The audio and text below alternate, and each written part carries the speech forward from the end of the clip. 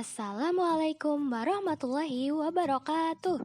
Hello everyone, good day. Perkenalkan, saya Ika Sari Khadunisa. Kali ini kita akan sedikit membahas mengenai strategic management model. So, jangan kemana-mana. Let's get it started. One messy lazy morning.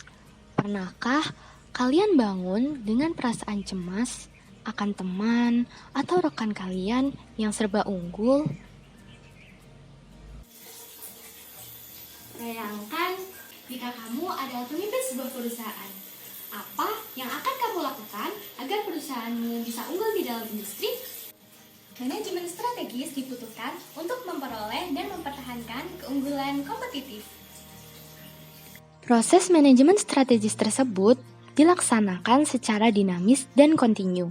Fred merumuskan sebuah model kerangka dasar yang membagi proses tersebut menjadi 3 fase. The very first stage is strategy formulation. In this stage, ask yourself, where are your position now?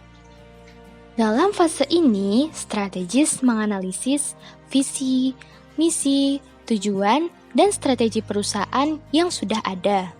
Selanjutnya, para strategis melakukan analisis lingkungan internal dan eksternal saat ini.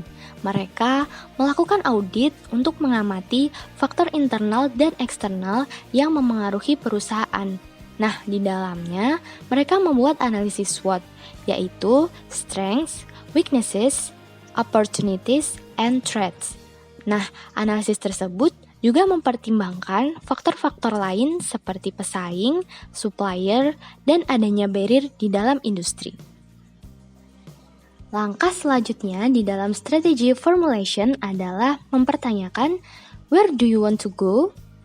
Berdasarkan analisis posisi perusahaan yang telah dilakukan, strategis melakukan perbaikan dan pengembangan visi, misi, dan tujuan perusahaan supaya lebih sesuai dengan kondisi perusahaan saat ini dan lebih sesuai dengan target yang ingin dicapai.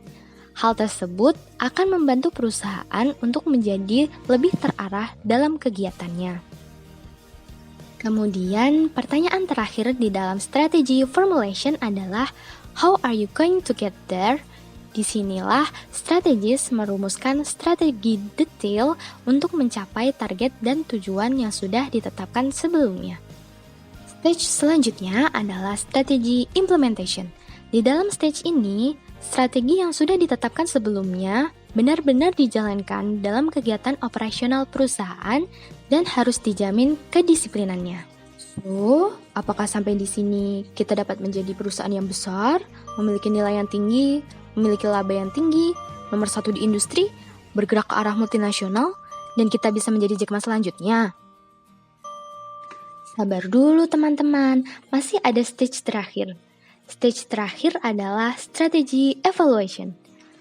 Proses evaluasi ini sangat penting untuk menilai kesesuaian strategi dengan perusahaan serta kesesuaiannya dengan kondisi lingkungan saat ini. Proses dalam manajemen strategis disebut sebagai siklus. Dari stage 1 hingga stage 3 dilakukan secara kontinu dan terus-menerus.